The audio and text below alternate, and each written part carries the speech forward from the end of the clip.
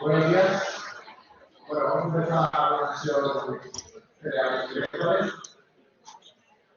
Este miércoles la sesión general es a cargo de servicio de urgencias. Recordar con los clientes, de momento, tenemos dos clientes. Y, claro, los clientes ya sabes, figura de urgencias, está de Navarra, está de urgencias, no va a hablar de urgencias.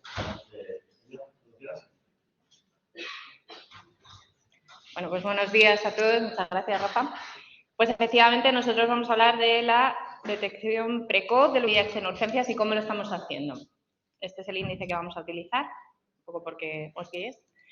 Y claro, diréis, urgencias, VIH, detección, ¿por qué? Bueno, pues el BOE, entre las múltiples funciones que tenemos los médicos de urgencias, como recibir pacientes y decidir ingresarlos a todos y cosas así,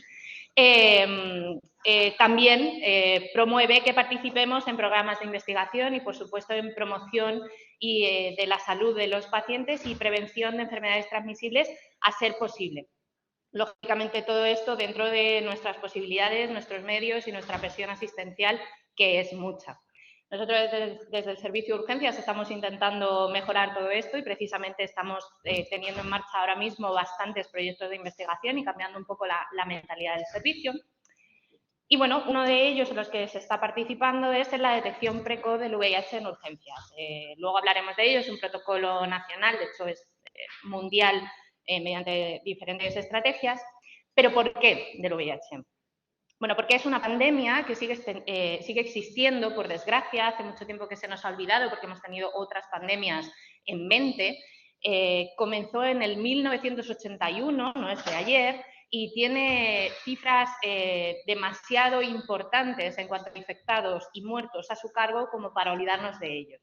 Últimamente, además, como sí que tiene un tratamiento efectivo, bueno, pues como que se está perdiendo quizá un poco más el miedo y se nos está yendo un poco. A día de hoy hay casi más de 1,5 millones de diagnósticos anuales de VIH a nivel mundial.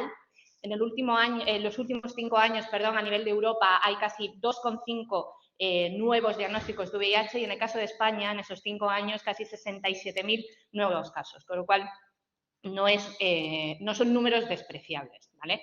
Este es un poco un gráfico con las tasas de nuevos diagnósticos por cada 100.000 habitantes y veis que España corresponde a un 6,1 por cada 100.000 habitantes. En el caso de Europa del Este, etcétera, pues son 19,9 aproximadamente.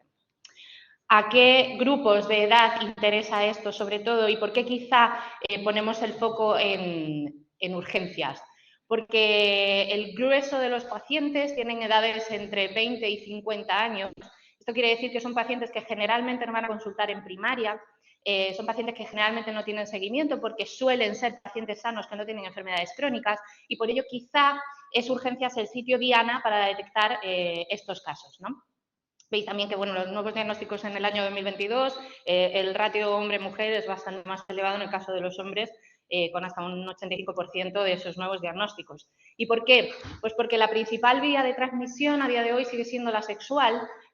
Lógicamente todos sabemos que la transmisión vertical, hemoderivados, usuario de droga por vía parenteral sigue existiendo, pero la principal es la sexual. Y más todavía en los hombres que tienen sexo con hombres, que es la manera de denominar ahora mismo este grupo, que es este que veis aquí abajo, suele ser el ratio mayor de nuevos diagnósticos. Si bien es cierto que la expansión mayor o los casos nuevos diagnosticados es más entre el sexo heterosexual, quizá, bueno, pues esos antiguos convencimientos, ¿no?, de que no es en los otros casos. Entonces, ¿qué estamos viendo? Pues que tenemos un problema de infradiagnóstico. Hasta el 13% de los infectados por VIH no conocen que están infectados por VIH a nivel de España y hasta un 20% a nivel mundial. E incluso el 50% de los nuevos diagnósticos que se realizan de manera tardía, definiéndose el caso de tardío como un recuento de CD4 menor de 350 células por microlitro. Con lo cual, ¿esto qué pasa? Pues que tiene 3 graves consecuencias. Una de ellas es que la tasa de expansión es mucho mayor, la gente no sabe que lo tiene, con lo cual continúa. De hecho, hasta la gente que se ha llegado a pensar que un 3,5, o sea, que la tasa de transmisión, perdón, es mayor en un 3,5 veces de los pacientes que no conocen su estado serológico que los pacientes que sí. Tiene sentido, porque si yo lo sé, intento tener cuidado, y si no lo sé, pues bueno, pues vivo feliz, ¿no? Obviamente tiene una mayor tasa de mortalidad y mayor morbilidad en la salud de estos pacientes y, lógicamente, un mayor gasto sanitario, porque los detectamos en enfermedades o en estadios más avanzados, con mayores afectaciones y, por lo tanto, los costes, tratamientos, etcétera, son mayores. Entonces, bueno, pues al mundo en general se les ha puesto en alerta desde hace muchísimo tiempo y diferentes localizaciones mundiales tienen diferentes estrategias o han intentado implementar diferentes estrategias. Así, Reino Unido, por ejemplo, desde el 2008 intenta realizar un test de VIH a todas las personas que contactan al menos por primera vez en un centro sanitario, generalmente atención primaria, siempre que la prevalencia local del VIH sea mayor del 0,2%, ellos ponen esa premisa. En el caso de Francia, por ejemplo, desde el 2009 hacen una detección a la población entre 15 y 70 años, al menos una vez en la vida, siempre, de manera universal. Estados Unidos, desde el 2013 y mediante los CDCs, recomiendan una detección de VIH entre los 13 y los 64 años, independientemente de factores de riesgo ni de prevalencia, igual, una vez que contacten al menos una vez con centros sanitarios. Y en el caso de España, desde el 2010, el Ministerio de Sanidad, en conjunto con diferentes sociedades científicas, el Grupo GESIDA, etcétera, sacaron la guía de recomendaciones para el diagnóstico precoz del VIH, que luego, en el ámbito sanitario, que luego hablaremos un poco porque, bueno, tiene diferentes dianas. ¿Por qué todo esto? Pues porque tenemos muchas oportunidades perdidas, por desgracia, y de hecho, al hacer estudios de revisión, se ha visto que hasta 1 de cada 3 casos son oportunidades perdidas en el servicio de urgencias. ¿Por qué? Porque estos pacientes se ha visto que los 3 años previos a hacerles un diagnóstico han consultado al menos 2 o 3 veces en el servicio de urgencias por alguna enfermedad en relación que nos tenía que haber hecho saltar las alarmas de que este paciente podía estar infectado por VIH o ser portador de VIH, ¿vale? Por tanto, esa guía que hemos dicho desde el Ministerio de Sanidad promulga aproximadamente 30 enfermedades o entidades que nos tienen que hacer saltar las alarmas en relación con el VIH. 30. Urgencias, demasiado. Esto, bueno, esta diapositiva tendría que ir un poquito más tarde. Entonces, 30, demasiadas, ¿no? Desde el grupo de SEMES, Infur de SEMES, que se encarga un poco, pues eso, de enfermedades infecciosas, etcétera, etcétera, se centraron en 6 enfermedades. 6 entidades, mejor dicho, porque 3 de ellas tienen relación con el ámbito sexual, como son las ETS, la profilaxis posexposición y el chemsex, que, bueno, pues como sabéis, hay determinadas prácticas sexuales de riesgo, que es pues a base de la utilización concomitante de determinadas drogas. Asimismo, el síndrome mononucleósico, la neumonía adquirida en la comunidad y el herpes zóster, estas dos últimas entidades, predominantemente entre los 18 y los 65 años de edad, son los que desde el protocolo y el grupo de trabajo de Deja tu huella de SEMES pusieron en alza como las 6 entidades que tenemos nosotros que tener en cuenta, que nos tienen que hacer saltar las alarmas de urgencias para pedir un VIH a esos pacientes. ¿Y es eso eficiente? Pues igual, se ha hecho una revisión de diferentes estudios acerca de esto y sí que se ha visto que la prevalencia en relación con estas enfermedades en todos los casos era mayor de 0,1%, o sea, la tasa de VIH que presentaban en estas enfermedades era mayor. Si bien es cierto que esta revisión habla de que lo ideal sería hacer un cribado universal de VIH, esto no es factible por la forma que tenemos montado nosotros el sistema sanitario, porque tendría que haber un dispositivo constantemente comunicando los positivos y llevándolos al camino que tienen que seguir, etcétera, etcétera. Y quizá centrándonos en las 6 entidades que hemos estado hablando, pues conseguiremos, si a lo mejor no todos los casos, sí acercarnos más o mejorar esas tasas de infradiagnóstico. Por supuesto, este protocolo está adaptado a nuestro servicio de urgencias mediante un grupo de trabajo coordinado a través de diferentes servicios, del que forma parte el doctor Cabañas, y por eso nos va a comentar tanto el protocolo como los datos. Bien, pues en la línea o en el seno de la estrategia impulsada por SEMES, nosotros, como ha dicho Elia, elaboramos nuestro propio protocolo. Un protocolo que trató de ser multidisciplinar, en el cual colaboraron el servicio de aparato digestivo, la unidad infecciosa del servicio de medicina interna y el servicio de microbiología, cuyos autores están, podéis ver en la foto, y todo ello con Rafa como nexo, como siempre que en este hospital. Y nada, trataba de que vamos a hacer una detección precoz tanto de VIH como de virus hepatotópicos en urgencias. ¿A quién? Fundamentalmente a los pacientes que acuden a urgencias por alguna de estas 6 entidades que antes comentábamos. El algoritmo del paciente, el algoritmo de decisión del paciente viene a ser el que vemos en la imagen. Una vez tenemos en urgencias a un paciente que presenta alguna de estas 6 categorías, se le realiza una serología tras haber conseguido el consentimiento verbal del paciente. Pues se trata de un acto clínico. Una vez el paciente nos da su consentimiento verbal, nosotros realizamos la serología y el resultado, en caso de ser positivo, a través del servicio de microbiología se contacta con con la unidad infecciosa de medicina interna, que es quien cita al paciente en un corto periodo de tiempo. Si el paciente es VIH negativo, pero presenta positividad para virus B o virus C, el servicio de microbiología contacta con el servicio de aparato digestivo y es el servicio de aparato digestivo quien contacta con los pacientes. No obstante, en el caso de que el resultado sea negativo, aunque el paciente no se ha contactado porque los resultados no tienen relevancia, siempre recomendamos que consulte con su médico de cabecera para confirmar que efectivamente no se queda en tierra de nadie. Entonces, una vez elaboramos este protocolo, vamos a ver el impacto que tiene la implantación de este protocolo. Para ello, colaboramos en un estudio multicéntrico que impulsó la Sociedad Española de Urgencias y Emergencias, y se trata de un estudio multicéntrico que trataba de comparar tanto el número de serologías, como el número de atenciones, como el número de nuevos diagnósticos, previo a la implantación del protocolo, como posterior a la implantación del protocolo. Lo que se vieron en estos resultados a nivel nacional fue que el número de visitas a urgencias aumentó, como viene siendo tendencia. Pasamos de 1,67 millones de visitas en el primer semestre de 2019, subiendo a 1,8 millones de visitas en el primer semestre de 2022. El número de serologías totales realizadas en urgencias en general casi se duplicó, pasamos de 7.080 a 13.400.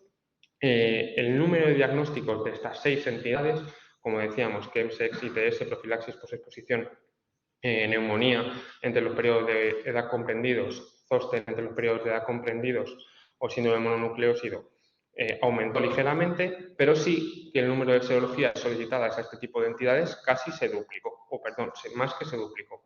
No obstante, pues todavía estamos lejos de llegar al 100%, que sería el objetivo ideal. Con respecto a Toledo, pues los datos que aportamos a este estudio, vimos cómo se produjo un aumento de las visitas a urgencias siguiendo la línea nacional de más de 83.500 a más de 87.500. El número de serologías totales aumentó. Si bien es cierto que nosotros nos adherimos a este programa acabando el primer semestre de 2022, con lo cual el impacto de nuestros resultados no fue tan importante como pudo ser en la media nacional. El número de diagnósticos de las 6 categorías disminuyó, lo cual es curioso. De todas maneras, a la hora de buscar los diagnósticos en los informes de urgencias, se hubo de hacer una búsqueda literal, porque todavía no tenemos codificación, con lo cual es más que probable que hayamos perdido pacientes. Y el número de serologías de estas 6 categorías aumentó. Como vemos, ligeramente, no se duplicó como era el caso de la media nacional. Pese a ello, y pese a duplicar el número de serologías totales a nivel nacional, vemos como el número de nuevos diagnósticos aumentó de 65 en el primer semestre de 2019 a 224 en el primer semestre de 2022. La tasa de positividad pasó de un 0,92 a un 1,67. Esto llama mucho la atención porque, teniendo en cuenta que hemos duplicado el número de serologías realizadas en general y en particular a este número de entidades, lo esperable sería que, si está controlado, al hacer más serologías la tasa de positividad disminuya. Sin embargo, no para de aumentar, lo cual nos da una idea de la magnitud de la epidemia VIH que tenemos en nuestro país. En nuestro centro no se consiguió ningún nuevo diagnóstico de VIH, ni en 2019 ni en 2022. Para finalizar, los últimos comentarios que quería hacer respecto a este estudio, pues bueno, llama la atención que entidades que tenemos todos en la cabeza, no llegan al 100%, como puede ser la infección de transmisión sexual, que un 66% de las infecciones de transmisión sexual se llevan su serología, pero viéndolo por el lado contrario, hasta un 33% de las infecciones de transmisión sexual que consultan urgencias se van sin serología. O viéndolo de la misma manera, hasta un 18% de la profilaxis post-exposición significativa se va sin serología de urgencias, o más de un 20% de personas que realizan chemsex se van sin serología de urgencias. Y esto llama la atención y es un punto a mejorar a nivel nacional. En nuestro centro lo que vimos fue que tanto en ITS como en profilaxis post-exposición, todos los pacientes que consultaron, que se recogieron, tenían su serología solicitada y que no se atendió ningún paciente por chemsex. Como digo, en la búsqueda de diagnósticos fue literal, es probable que si tuvimos algún paciente se nos haya podido escapar. Pero bueno, esta estrategia no paró en 2022, sino que hemos seguido. A nivel nacional tenemos 142 hospitales involucrados, el número de serologías no para de aumentar, pasamos de más de 24.000 en el 2021 a más de 42.000 en el 2022, es decir, casi duplicar. Y las estimaciones para 2023, que falta por terminar de unar todos los datos, son de más de 45.000. Con lo cual, pues estamos aumentando el número de serologías y, por tanto, disminuyendo el número de oportunidades perdidas. Pese a ello, pues como veíamos, el número de diagnósticos, fijaos que se ha triplicado casi en el 2022 respecto a 2021. Pasamos de 287 a 614 y que solamente en el primer trimestre de 2023 ya tenemos casi el total de nuevos diagnósticos que ya teníamos en 2021. Pero lo más importante, como ya decía, es que a pesar de que no paramos de aumentar el número de serologías solicitadas desde urgencias, la tasa de positividad no para de crecer, lo cual nos sigue indicando la magnitud de la epidemia VIH en España. A nivel de Castilla-La Mancha, a nivel regional, tenemos 8 centros que participan dentro de esta estrategia. El Hospital de Almansa de Albacete, el Hospital de Guadalajara, el Hospital de Manzanares, Alcázar, Ciudad Real y Tomelloso, y en Toledo el Hospital de Talavera y nosotros. Los resultados que tenemos son de 919 serologías solicitadas en el año 2022, de las cuales 6 fueron positivas, con una tasa de positividad del 0,65, y 1.526 en 2023, con una tasa de positividad de 0,92, con 14 serologías positivas. Quiero que nos llevemos a la cabeza los datos de 900 serologías en 2022 y 1.500 en 2023, porque ahora vamos con los resultados de Toledo, y me gustaría recalcar que nosotros contribuimos en gran parte a estos resultados. Tenemos más de 650 serologías solicitadas tanto en 2022 como en 2023, es decir, en 2022 supusimos más de la mitad de las serologías solicitadas y en 2023 pues casi la mitad también, con lo cual nuestra participación es activa y muy importante. Desglosando los resultados por trimestres, vemos como desde nuestra adhesión al programa de detección precoz, que se produce en el primer semestre de 2022, vemos una tendencia al alza. Vemos un aumento en el segundo semestre de 2022 que coincide con la aplicación del código violeta en urgencias, con bastantes atenciones que tuvimos durante ese verano. Y luego la tendencia se ha estabilizado con 329 serologías solicitadas de urgencias, tanto en el primer semestre como en el segundo de 2023. Durante este periodo de tiempo hemos detectado cuatro casos, 4 nuevos diagnósticos, de los cuales la importancia que radica es que tan solo uno de ellos presentaba menos de 350 CD4 al diagnóstico, con lo cual lo hemos realizado a tiempo. Esto supone una tasa de positividad en el trimestre del 0,60 y del 0,72 en los últimos trimestres, pero si incluimos todas las serologías desde que nos adherimos al protocolo, nos da una tasa de positividad del 0,30, que siendo mayor del 0,1% ya es coste efectivo. Si incluimos las de 2019, nos sigue saliendo superior al 0,1%, nos sale de 0,25%, lo cual pues, nos indica que estamos haciendo las cosas bien. Por tanto, podemos concluir que el cribado de VIH en urgencias es necesario, es efectivo y aporta beneficios tanto para la sanidad como para la población en general, que vamos por buen camino porque realmente vemos que nos hemos puesto las pilas todos y que el número de serologías está aumentando y la tasa pero que queda mucho camino por recorrer porque la tasa de positividad, a pesar del número de serologías, no para de aumentar, con lo cual tenemos mucho paciente sin diagnosticar. Y eso es todo. Muchas gracias.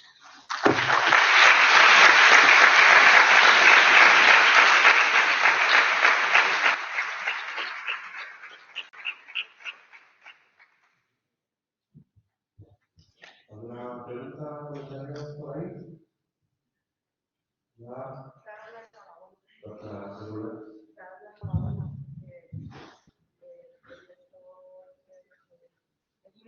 estudios relevantes para la salud pública lo estáis haciendo muy bien.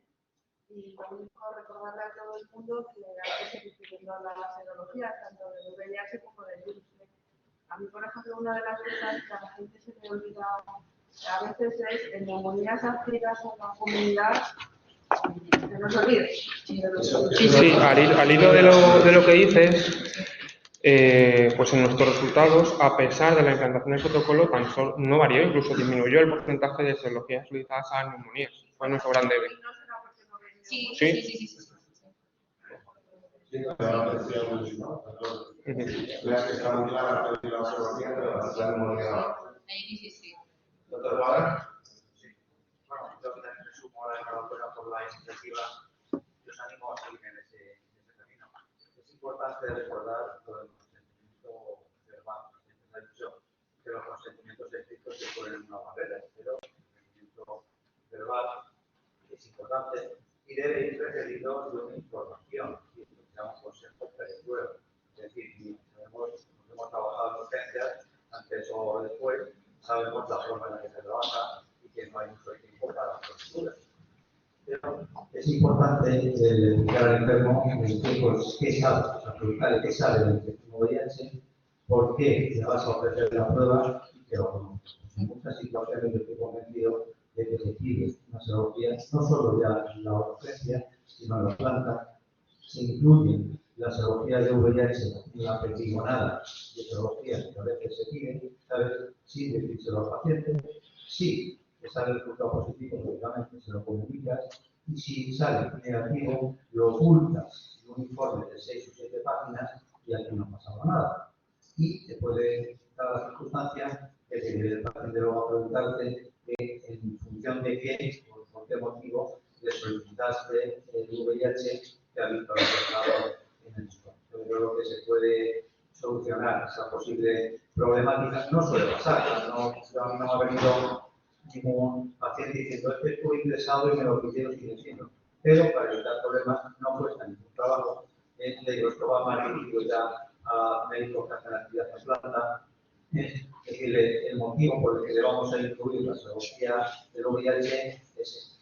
Hay modelos en el documento ese que ha dispuesto desde 2014, ¿vale? Hay al final unos anexos donde se habla de las situaciones en las que el VIH. Con la que se puede decir que la rutinaria está dirigida por la obligatoria.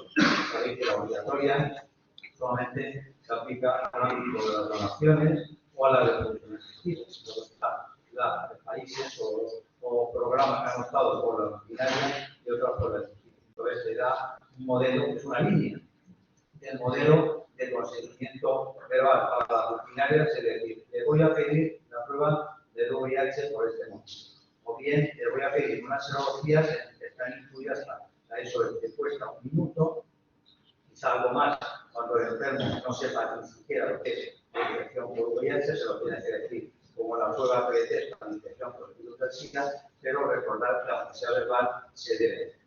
Sí, en el proceso urgente, como la serología de VIH y hepatitis no supone ningún cambio en cuanto a si la necesidad de ingreso o de alta del paciente, sí que al ser una prueba extra que realizamos siempre elaboramos, o sea, siempre preguntamos y siempre informamos al paciente, porque no es algo que vayamos a hacer, pues como digo, a todas las infecciones respiratorias con en urgencia, sino ya una vez tenemos el diagnóstico de neumonía o una vez tenemos el diagnóstico de síndrome mononucleósido, cuando solicitamos dicha serología, con lo cual, como ya tenemos el diagnóstico, ya aprovechamos para informar al paciente, oiga, tiene usted X entidad y, por tanto, una de las pruebas que estamos solicitando es esta como parte del estudio. Y la verdad que hasta ahora la experiencia que tenemos es que todavía nadie nos ha dicho que no quiere realizarse el estudio. Sí, y bueno, a mí me preocupa especialmente la disparidad entre estudios y el dispositivo. Creo que a mí me parece interesante que se haya reducido el número de diagnósticos que hay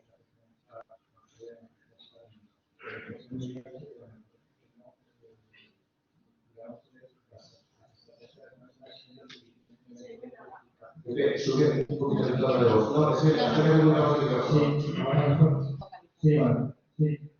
Vale, creo que decía que creo que debemos mejorar las debe mejorar porque los pacientes siguen viviendo con diagnósticos habiendo pasado por urgencias y siguen llegando con menos de 353 casos, algunos siguen viviendo, porque vienen de un paciente. A mí se me ocurren 4 estrategias que incluyen una que sería, en mi opinión, recomendable, pero comprendo que en urgencias, como habéis dicho, pues, demasiado, pero es la historia sexual. Es decir, cuando a los pacientes hay que preguntarles pues, si tienen conductas interesarse mínimamente y si las hay ofrecerles, por un lado, ofrecerles la solución con las variedades que estamos hablando, y por otro lado, las personas que tienen mucho riesgo de transmisión sexual, informarles que hay un programa de profilaxis preexposición que ha demostrado eficacia en la prevención del virus que está disponible en nuestros sitios de trabajo. Por otro lado, quería señalar también el perfil del paciente que vemos con infección de VIH no diagnosticada y por primera vez. Entonces, por un lado, el inmigrante, o bien la zona que habéis señalado, que tiene alta prevalencia, como es Europa del Este, o subsahariano, o latinoamericano. Es paciente que viene de esas zonas inmigrantes que no tienen estar de programas que no pasan a los países, sino que ofrecerse.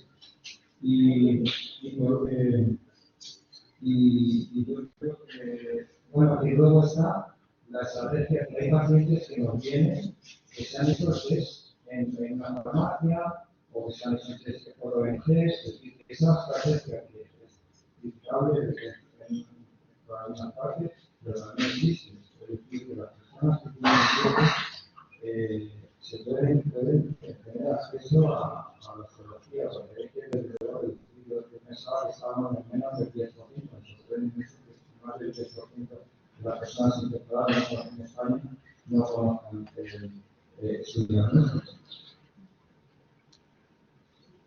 Muchas gracias. Doctor César.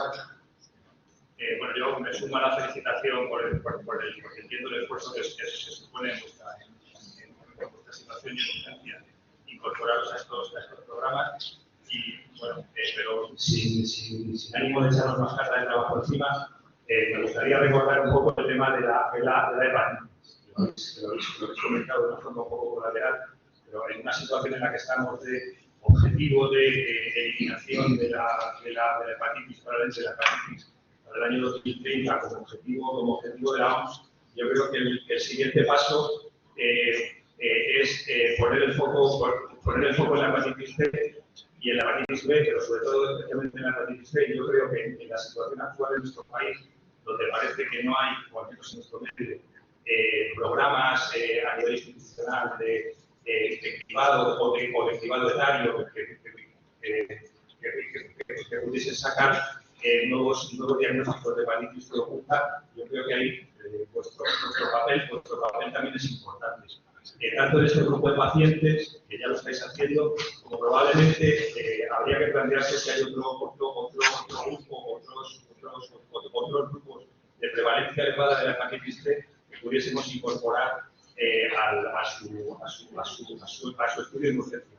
Entiendo que es difícil, es más carga de trabajo y que a lo mejor, y yo lo dejo ahí, y ya lo hemos hablado otras veces, habría que buscar sistemas que facilitasen el trabajo desde el punto de vista de la utilización de los recursos informáticos o de la automatización de la petición de estas pruebas de urgencia, que os facilitasen a vosotros la búsqueda de estos pacientes y que no se nos y que disminuyese el porcentaje de pacientes a los que deberíamos realizar estas pruebas y que por distintos motivos se escapan. De verdad, volver a dar la enhorabuena por la preocupación y por el interés en esta casa. Bueno, primero muchas gracias, César, porque gran parte de la sesión no sería posible si no nos ayudaras con los resultados que periódicamente nos actualizas. Bueno, con respecto a lo que dices, sí que es importante, por parte de urgencias sí que tenemos resultados de hepatitis B y C, tenemos que lo que debemos hacer es poner el foco, como dices tú, sí que me parece importante comunicarlo en alguna de las próximas sesiones que demos a nivel hospitalario.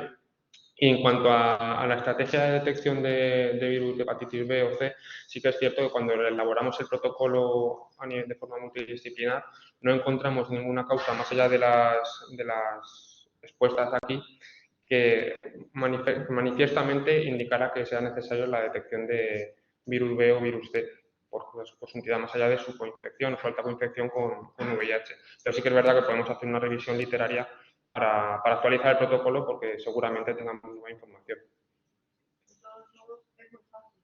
Siempre que pides un Sí. Sí, asociado. Eso ya se hace. Lo que se está intentando, o queríamos plantear, que es lo que comentaba, Añadir alguna causa, que alguna se indique entidad. a la vez, por ejemplo, ¿no? Si hacemos una petición, que en ese momento pues exista una pestañita de lo estoy pidiendo por esto, se pide todo a la vez, ¿no? Porque es más fácil y más rápido para...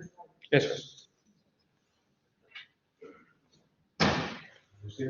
Sí, yo solo quería decir una cosa. Aparte de subrayar y sumarme a lo que han dicho los expertos en el tema de infección de fisiología clínica,